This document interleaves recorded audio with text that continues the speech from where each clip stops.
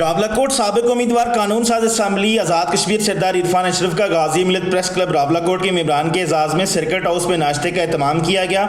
جس میں غازی ملت پریس کلب کے ممبران سابق امیدوار قانون ساز اسمبلی سردار عرفان اشرف، معروف اینکر پرسن ریام خان، ممبر نیشنل اسمبلی کوہستان ملک ادریس، وزیر برائے امور نوجوانان کامرس ذبیح اللہ نے شرکت کی۔ ناشتے سے پہلے معلوماتی سیشن کا اہتمام کیا گیا، جس میں غازی ملت پریس کلب کے ممبران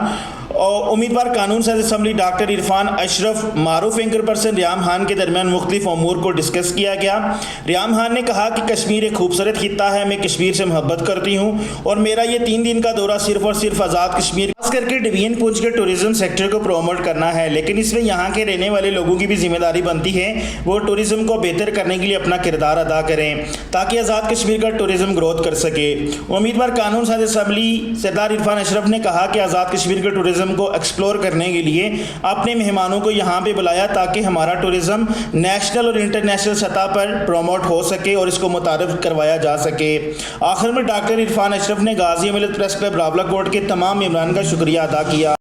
پرل نیوز، راولاکوٹ، آزاد کشمیر۔